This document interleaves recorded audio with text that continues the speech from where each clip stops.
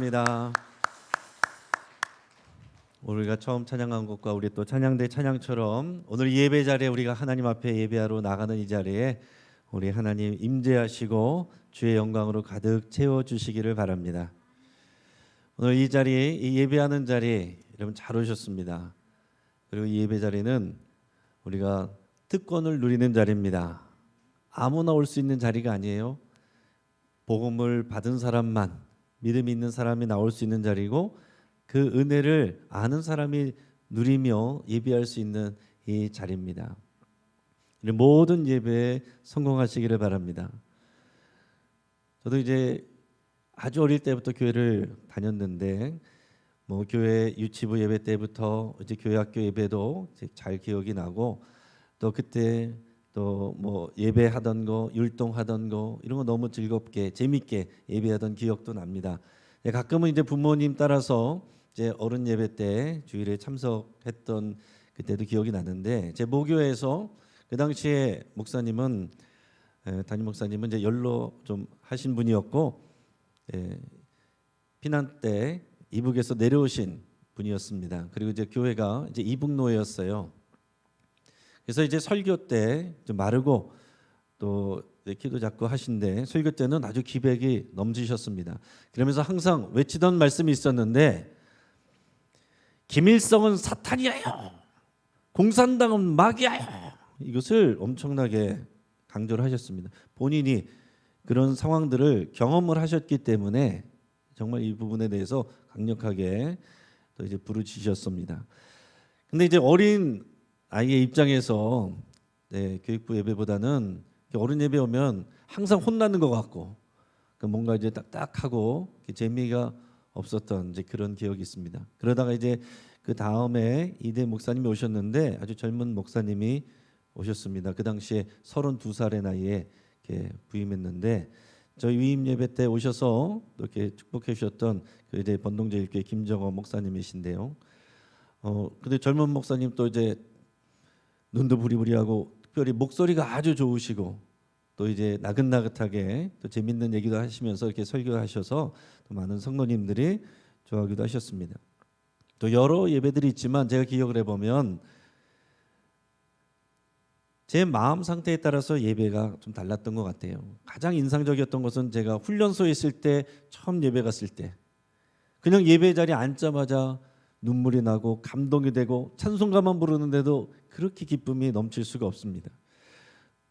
또 이제 중국의 단기 선교 청년들이랑 갔을 때에 지하교회에서 예배를 드리는데 그 공안의 눈을 피해서 몰래 드리는 예배였습니다. 그래서 소리를 조그맣게 줄여서 소리가 새 나가지 않도록 구역 예배하듯이 몇 사람만 모여서 예배를 드리는데 그 예배가 그렇게 기억에 남고 인상적이고 하나님의 임재가 느껴지는 그런 예배였습니다.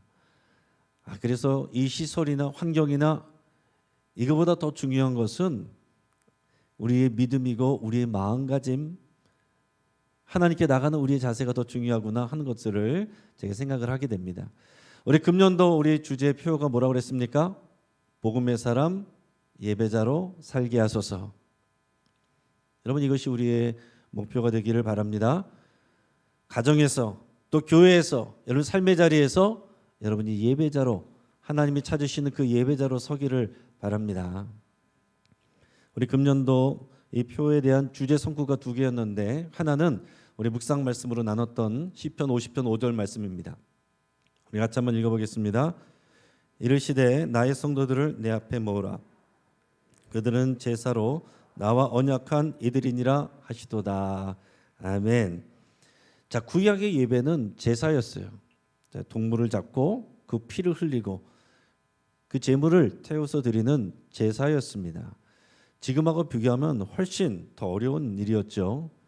그런데 여러분 이 제사를 통해서 하나님과 언약 맺은 이스라엘 백성이 특별한 관계로서 이 제사로 하나님과 언약 맺은 그것을 드러내는 거예요. 아무나 하나님께 예배할 수 있는 것이 아니라 하나님께 구원받고 언약을 맺은 이 백성만 하나님께 제사를 드릴 수 있었던 특별한 특권입니다.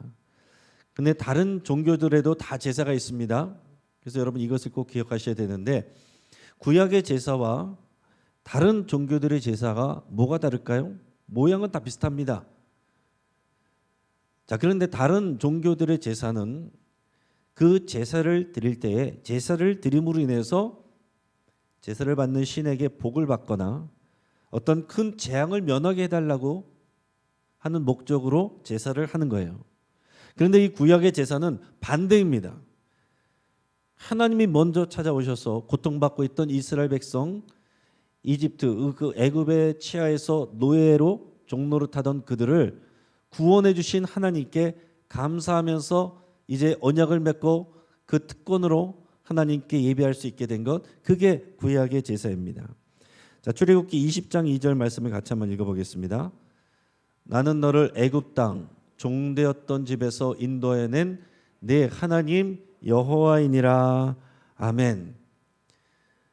자, 이게 이 신약의 복음을 상징적으로 보여주는 사건입니다. 그래서 애굽에서 종노릇하던 종살이하던 노예로 살던 이스라엘 백성들을 하나님이 먼저 찾아오셔서 구원해 주셨고 그 은혜, 그 복을 주셨기 때문에 하나님과 이제 특별한 언약 관계를 맺고 이제 이집트에 있던 다른 많은 우상들 섬기지 않고 오직 하나님만 사랑하고 섬기고 하나님께만 제사하며 예배하겠습니다. 하나님 뜻대로 살겠습니다. 이게 구약의 제사입니다. 자, 근데 이 시편 말씀과 더불어서 또 하나의 주제 말씀이 오늘 읽은 로마서 12장 1절 말씀이에요. 우리 같이 한번 읽어보겠습니다. 그러므로 형제들아 내가 하나님의 모든 자비하심으로 너희를 권하노니 너희 몸을 하나님이 기뻐하시는 거룩한 산 제물로 드리라. 이는 너희가 드릴 영적 예배니라. 아멘. 자, 제가 이 본문을 통해서 원래 설교 제목을 진정한 예배자 이렇게 잡았습니다. 근데 이제 묵상하는 가운데 아무래도 제 안에 이제 부담이었어요. 어떤 부담이 왔냐면 오늘 예배를 드리는 분들 나름대로 오늘 이 시간에 나오기 위해서 많은 것들을 여러분들이 헌신하고 수고하고 또 감수하고 나오신 분들입니다. 그렇죠? 여러분들이 이 자리에 나오실 때에 시간도 내셔야 되죠. 남들 다 놀러 가고 또 좋은 데 가고 또 누워서 쉬고 싶고 TV 보고 싶고 그러나 그 모든 것들을 여러분들이 내려놓고 또 예물을 준비해서 또 먼 곳까지 여러분들 일부러 차가운 공기를 뚫고 이 자리까지 나오셨다는 거죠.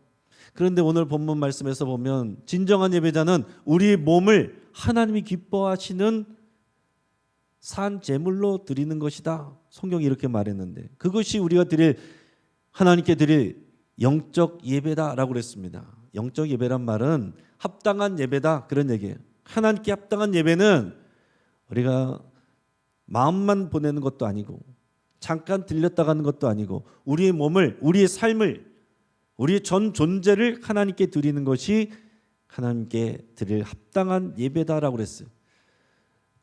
그런데 제가 생각을 해보니까 여기 나오신 분들이 다 여러분들의 시간과 또 재물과 마음과 다양한 것들을 정성을 내서 오늘 이 시간에 나오셨는데 그것이 아니라 우리의 온 몸을 우리의 모든 것을 하나님께 산 제물로 드리라라고 했을 때 이 말씀을 들을 때 많이 부담이 되시겠다 이런 생각이 들었어요.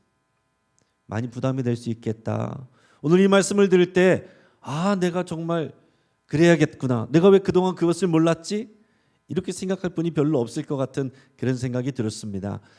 그래서 기도한 가운데 성령님께서 감동을 주셔서 설교 제목과 방향을 바꿨어요. 그래서 오늘 설교 제목을 그러므로라고 바꿨습니다. 자, 오늘 본문의 시작이 뭐라고 되어 있습니까? 그러므로. 여러분이 그러므로 이 단어 하나가 오늘의 주제입니다.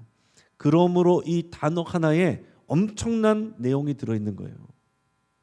이 그러므로라는 내용을 알면 그것을 우리가 누리면 뒤에 있는 것들은 아무리 대단한 것을 우리의 몸을 다 불사르게 내어주라고 할지라도 그것은 작은 것이 됩니다. 그것은 오히려 기쁨이 되고 특권이 되는 거예요.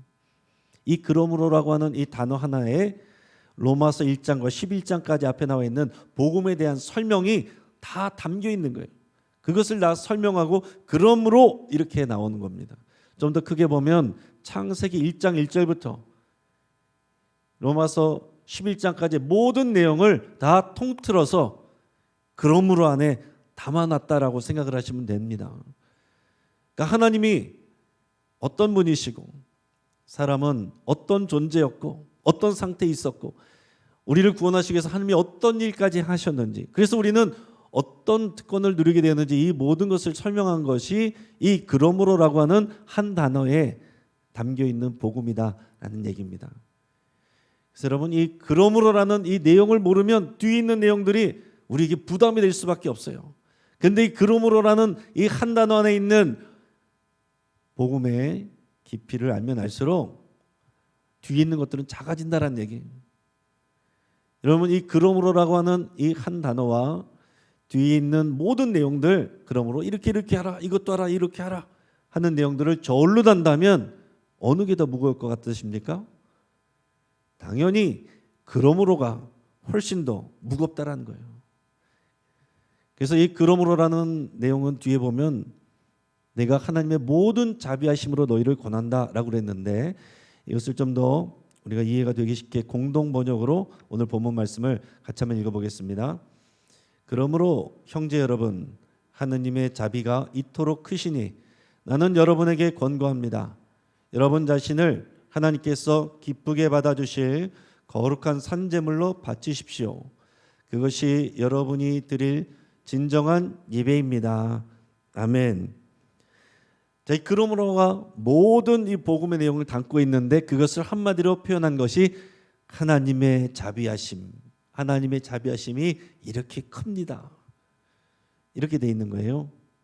그러니까 하나님의 자비하심, 우리를 불쌍히 여겨주시고 우리를 사랑하시는 그 은혜가 그러므로라고 하는 한 단어 안에 들어있다는 얘기입니다. 그게 복음이에요. 이 복음을 우리가 알고 누릴 때 우리 예배는 기쁨이 되고 특권이 되고 영광스러운 것이 되는 것입니다. 그래서 이 그러므로에 담겨 있는 복음을 간단하게 좀 설명을 드려볼게요. 어느 나라에 왕자가 있습니다. 왕자가 이 백성들의 삶을 돌아보기 위해서 평민의 옷으로 갈아입고 이제 마을을 돌아다닙니다. 돌아다니다 보니까 어느 동네에 어느 불쌍한 여자를 만나게 됐어요. 근데 불쌍한 여자는 지금 깡패들한테 괴롭힘을 당하고 있습니다. 그 깡패들에게 붙들려서 종노릇하고 있어요. 노예가 되어서 살아가고 있습니다. 그런데도 워낙 오랫동안 그렇게 살고 있다가 보니까 그것이 좋은지 나쁜지도 모르고 그냥 그게 삶인 줄 알고 그렇게 살아가고 있습니다. 근데 알아보니까 그냥 구해낼 수가 없어요. 왜냐하면 이 여자가 그 집안이 망해서 사기를 당해서 이 깡패들에게 큰 돈을 빚졌던 거예요. 그러니까 이 깡패는 나름대로 합법적인 이유를 대면서 이 여자의 주인 노릇을 하고 있다라는 얘기입니다. 그래서 왕자가 만약에 완력으로 이 여자를 구해내면 이 왕자는 불의한 사람이 되는 거예요. 남의 재물을 빼앗는 강도짓을 한 것과 같은 것이 됩니다. 그래서 이 왕자가 깡패들에게 가서 말했습니다. 이 여자의 자유에 대한 대가로 얼마를 내면 되겠소? 그랬더니 깡패들이 한참 생각하더니 금화 10,000냥이요 그랬습니다.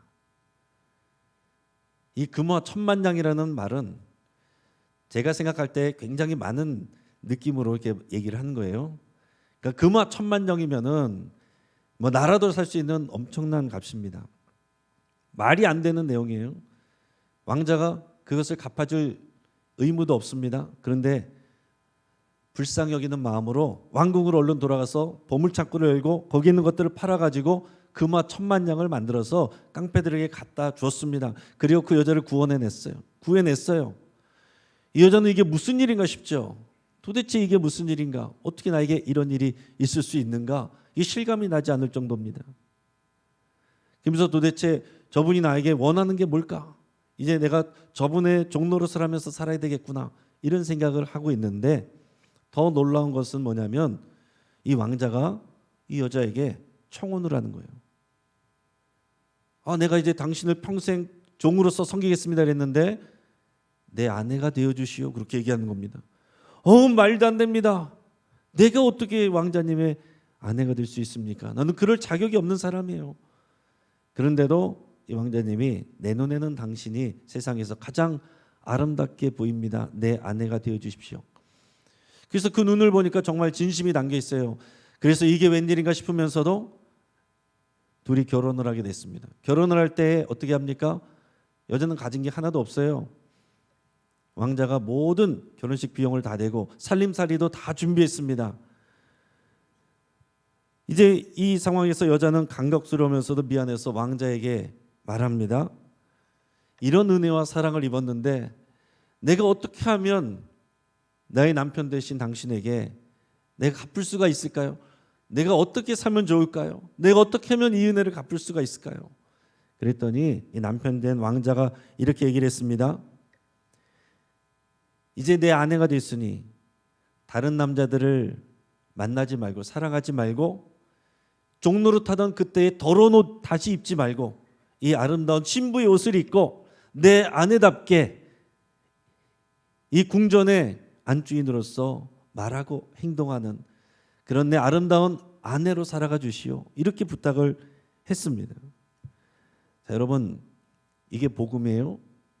이게 하나님께서 우리에게 주신 그러므로에 담겨 있는 하나님이 우리에게 베풀어 주신 은혜입니다. 이거를 이해할 수 있길 바랍니다. 여기서 말하는 깡패는 누구겠어요? 마귀예요. 죄인들을 종노릇 시키고 주인 노릇하는 마귀가 여기 나오는 깡패입니다. 여기 나오는 여자는 누구겠어요? 예수님을 알기 전에 죄인된 모든 사람들. 죄 없는 사람이 어디 있습니까? 그 사람들은 다 죄 때문에 마귀에게서 종노릇하고 있는 거예요. 그게 하나님의 우리의 판단이고 진단입니다. 요한복음 8장 34절 우리 같이 읽어보겠습니다. 예수께서 대답하시되 진실로 진실로 너에게 이르노니 죄를 범하는 자마다 죄의 종이라. 아멘. 여러분, 아무리 사회에서 잘 나가고 착해 보이고 예쁜 옷 두르고 있어도 예수님 만나기 전에는 다 죄의 종이다. 마귀에게 종노릇하고 있다. 이렇게 예수님이 선포하고 계신 거예요. 자, 그럼 이 이야기에서 왕자는 누구겠습니까? 예수 그리스도죠. 이 왕자가 내놓은 10,000,000원 뭘 의미하겠어요? 예수님의 생명값이에요.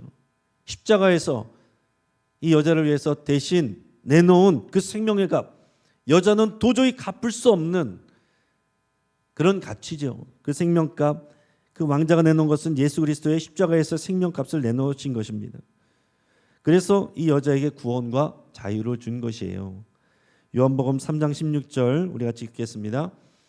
하나님이 세상을 이처럼 사랑하사 독생자를 주셨으니 이는 그를 믿는 자마다 멸망하지 않고 영생을 얻게 하려 하심이라. 아멘. 하나님이 저 여러분들에게 사랑하셔서 독생자를 주셨다고 할 때 십자가에 내어주셨다는 얘기입니다. 그게 10,000,000냥 이상이죠. 그래서 이 예수 그리스도를 믿는 자는 그 깡패들의 손아귀에서 벗어나서 왕자에게 속하게 되는 것입니다. 소속이 바뀌게 되는 거예요. 골로새서 1장 13절 14절 같이 한번 읽겠습니다. 그가 우리를 흑암의 권세에서 건져내사 그의 사랑의 아들의 나라로 옮기셨으니 그 아들 안에서 우리가 속량 곧 죄사함을 얻었도다. 아멘. 예수님을 믿는 사람은 소속이 바뀌어버린 거예요. 흑암의 권세에 있던 우리가 그의 사랑하는 하나님 나라에 속한 하나님 백성이 되었다라는 얘기입니다. 이게 우리에게 일어난 일이에요. 근데 거기서 끝난 것이 아닙니다. 자유를 얻은 것으로 끝난 게 아니에요. 왕자가 청혼을 해서 왕자의 신부가 됩니다. 여러분, 우리는 그리스도인이고 그리스도인은 교회예요. 성경에서 교회는 그리스도의 신부라고 표현합니다. 요한계시록 19장 7절 8절 말씀을 같이 읽겠습니다. 우리가 즐거워하고 크게 기뻐하며 그에게 영광을 돌리세. 어린 양의 혼인기약에 이르렀고 그의 아내가 자신을 준비하였으므로 그에게 빛나고 깨끗한 세마포 옷을 입도록 허락하셨으니 이 세마포 옷은 성도들의 옳은 행실이로다 하더라. 아멘. 여러분, 남자든지 여자든지 예수님을 믿는 사람은 교회이고 교회가 그리스도의 신부다라는 것입니다. 그래서 우리는 더 이상 죄의 옷을 입지 않고 깨끗한 신부의 옷을 입고 그리스도의 신부답게 살아가야 될 그런 특권이 있고 의무가 있는 것입니다. 자, 이런 놀라운 일들이 우리에게 일어난 일들이에요. 오늘 본문에 그러므로라고 하는 한 단어 안에 이 모든 내용을 담고 있는 것입니다. 자, 여러분 생각해 보세요. 이렇게 해서 결혼하게 됐을 때 이 놀라운 사랑을 받게 됐을 때에 그러면 왕자와 결혼하게 될 때 여자의 마음은 어떻겠습니까? 시무룩하고 지루하고 졸릴까요? 아니죠. 기쁘고 감격스럽고 감동하고 감사가 넘칩니다. 믿어지지 않는 놀라운 기쁨이 있는 거예요. 자, 그러면 이 여자의 행동은 그 다음에 어떻게 되겠습니까? 그 잔치에서, 혼인잔치에서 여자의 행동은 어떻게 하겠어요? 사랑스러운 눈으로 남편을 바라봅니다. 그리고 내가 이 남자를 위해서 내가 살리라. 이 남자를 위해서 내가 정말 내 모든 삶을 헌신하리라. 이런 생각하지 않겠습니까? 그러면서 이렇게 얘기를 할 것입니다. 사랑해요. 감사해요. 내가 이제 다시는 다른 남자들 쳐다보지도 않고 만나지도 않고 종로로 탈 때 더러운 옷 입지도 않고 당신이 부끄러워하지 않을 그런 신부로서 살아가겠습니다. 이렇게 결단하면 얘기를 하겠죠. 그러면서 신부는 줄 게 없어요. 그냥 구리반지 하나 끼워줍니다. 그리고 신랑과 입을 맞춥니다. 그의 품 안에 안깁니다. 여러분, 이게 그리스도인의 예배인 거예요. 여러분, 우리의 예배는 우리가 복받기 위해서 힘들게 제물 드리는, 치성을 드리는 그런 제사가 아니라 이 혼인잔치에 말할 수 없는 이 특권의 자리에 참여하는 것이 우리의 주일 예배입니다. 그렇기 때문에 그러므로라고 하는 이 복음을 알면, 하나님의 사랑을 알게 되면 우리의 몸을 거룩한 산제물로 드린다. 그건 작은 것입니다. 당연한 우리의 기쁨의 행동이 되는 거예요. 그게 우리의 예배입니다. 김영철 선교사님이란 분이 있는데 그분이 2003년에 간증집을 냈습니다. 그 간증집의 제목이 예수님의 발냄새예요. 그분이 전도사 때에 있었던 일을, 그 간증을 거기다가 실어놨습니다. 이 전도사님이 선교할 청년들을 데리고서 38명이 같이 일본에 선교하러 갔습니다. 일본 규슈 지방에 있는 후쿠오카역으로 가서 그 공원에서 이제 전도를 하려고 준비를 하면서 밥 먹으려고 이제 버너에다 물을 끓이고 있었어요. 근데 그 공원 주변에 있던 어떤 노숙자 할아버지가 다가오는 거예요. 좀 긴장했죠. 그 할아버지가 당신들 어디서 왔습니까? 물어봤어요. 그래서 우리들은 한국에서 온 크리스찬들입니다. 그렇게 대답을 했어요. 그랬더니 그 할아버지가 얼굴이 환해지더니 자기가 있는 임시 숙소, 뭐 비닐하고 종이 박스로 이렇게 얼기설기 해놓은 그런 곳이죠. 거기서 종이 하나를 가져와서 보여주더래요. 그게 뭐냐면은 자기의 세례 증서를 보여줬다는 것입니다. 거기에는 한국인 목사님이 세례를 베푸는 그런 사진도 있었습니다. 그래서 알고 보니까 후쿠오카 교회라고 하는 미국인 목사님이 또 섬기는 그 교회에 다니는 분이었어요. 그리고 매주일 5시간씩 성경 공부를 하고 그렇게 살고 있다고 합니다. 그러면서 너무 기뻐하는 거예요. 그러더니 또 어디론가 갔어요. 근데 잠시 후에 다시 왔는데 그 노숙자 할아버지가 우리나라 돈으로 5만 원 정도 되는 오렌지들을 사가고 와서 그 사람들에게 선물로 주는 거예요. 이 사람들이 깜짝 놀랐죠. 선교팀들이 너무 깜짝 놀라서 이 전도사님이 조장들 불러 모아가지고 우리가 이런 선물을 받았는데 뭐라도 해야 되지 않겠느냐. 그래서 서로 이제 일본 돈으로 1,000엔씩 모아가지고 그거를 헌금으로 그 할아버지에게 드렸어요. 그랬더니 좀 이따 할아버지가 이번에는 10만 원어치 되는 밤을 사가지고 와서 이 선교팀한테 또 주더라는 거예요. 아니 도대체 왜 이렇게 합니까?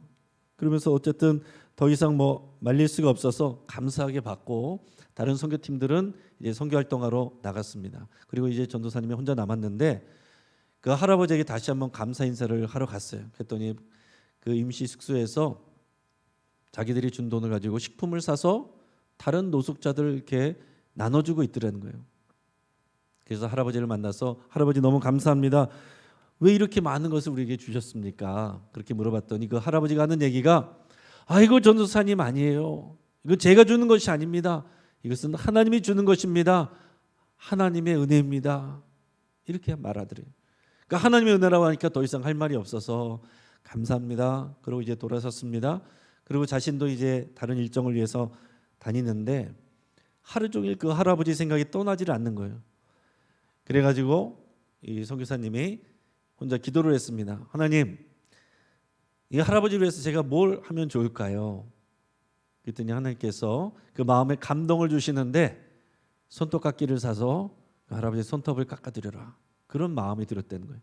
그래서 근처 가게 가서 손톱깎이를 하나 사서 그 할아버지를 다시 찾아갔어요. 그래서 할아버지 제가 할아버지의 손톱을 깎아드리겠습니다. 할아버지가 너무 좋아해요. 뭐 관리되지 않은 그 손톱을 정성스럽게 깎아드렸습니다. 근데 거기서 끝나지 않고 할아버지에게 할아버지 양말 좀 벗어보세요. 제가 할아버지 발톱도 깎아드릴 거예요. 그랬더니 할아버지가 아이고 아닙니다. 아이고 이것만으로도 너무 감사합니다. 아니에요 할아버지. 제가 할아버지 발톱 깎아드릴 테니까 발 좀 내보세요. 아이고 아니에요. 제 발 너무 더럽습니다. 결국은 이제 실갱이 하다가 그 할아버지의 발을 잡고서 양말을 벗기고 자기의 무릎 위에다 올려놓고서 이제 발톱을 깎아드리는 거예요. 노숙하는 분이니까 발이 얼마나 더럽겠습니까? 이 발 사이사이에 하얀 가루가 겹겹이 쌓여 있고 또 발톱과 발가락 사이에 검은 때가 다 끼어 있습니다. 그래서 발톱에 끼어 있는 때는 이쑤시개로 파내고 발가락 사이에 있는 때는 손가락으로 파내고 그리고 엉망으로 자란 발톱을 다듬는 데만 오랜 시간이 걸렸습니다. 그렇게 손톱과 발톱을 다듬는데 그 발에서 손에서 떨어진 흰 가루가 무릎 위에 소복히 쌓였습니다. 여러분 보통 생각으로 하면은 그게 얼마나 더러운 상황입니까? 근데 그러고 있는데 잊지 못할 주님의 음성이 마음속에 들리더라는 거예요. 이 전도사님 마음에 어떤 음성이 들렸냐면 사랑하는 아들아 고맙다. 지금까지 아무도 내 손톱과 발톱을 깎아주는 사람이 없는데 네가 내 손톱과 발톱을 깎아주는구나. 고맙다. 그런 음성이 들리더래요. 그래서 그 할아버지를 봤더니 할아버지가 눈물을 흘리고 있었습니다. 그리고 눈물 속에서 주님이 계신 것이 보였대요. 아, 주님이 이분과도 함께 계시는구나. 이 비천하고 어려운 가운데 냉대받고 버림받은 영혼 가운데도 주님이 함께 계시는구나. 그것을 느꼈답니다. 그러면서 그때부터 할아버지 발에서 떨어진 그 하얀 부스러기는 향기 나는 꽃가루처럼 여겨지고 검은 때는 붕어빵에 들어있는 앙꽃처럼 여겨지고 그리고 자기 손에 가득한 그 할아버지의 발냄새는 향기 나는 예수님의 발냄새로 느껴졌다. 이렇게 고백을 했습니다. 사랑하는 여러분, 이 일본인 노숙자 할아버지는 오늘 본문에 나오는 그러므로 여기 담긴 그 복음의 은혜를 아는 분이에요. 이분의 목적은 노숙자 생활을 탈피하는 것이 아닙니다. 그 생활 가운데서 그 사랑을 누리고 전하면서 사는 것입니다. 그리고 지금은 선교사님이 되고 목사님이 된 그 당시에 그 전도사님도 그렇게 할 수 있었던 것은 오늘 본문에 있는 그러므로 이 한 단어 안에 있는 하나님의 자비하심과 그 긍휼과 은혜를 알았기 때문에 경험했기 때문에 그렇게 할 수 있었고 그러므로에 대한 그 은혜를 알았기 때문에 그 할아버지의 고린내 나는 발냄새가 향기 나는 그리스도의 발냄새로 맡아질 수 있었다라는 얘기입니다. 여러분 우리가 가정의 예배자라고 표현한 것은 이 놀라운 그러므로 안에 담겨있는 하나님의 사랑을 가정으로 가져가겠다는 결단입니다. 우리가 영적 예배자입니다라는 것은 우리 교회 안에서 우리 사랑하는 성도들이 우리의 가족이요 내가 섬길 사람이라는 것을 고백하며 함께 하나님께 예배하겠다는 그런 결단입니다. 내가 삶의 예배자입니다라는 것은 교회 밖에 있는 모든 사람들에게 그러므로 있는 그 사랑을 전하겠다는 그런 결단입니다. 그게 하나님이 기뻐 받으시는 우리의 몸을 하나님이 기뻐하시는 거룩한 산 제물 되게 하는 예배입니다. 오늘 복음의 사람 예배자로 살게 하소서. 이것이 우리의 고백이 되고 하나님이 찾으시는 그 예배자 되시기를 주의 이름으로 축복합니다. 같이 한번 기도하겠습니다.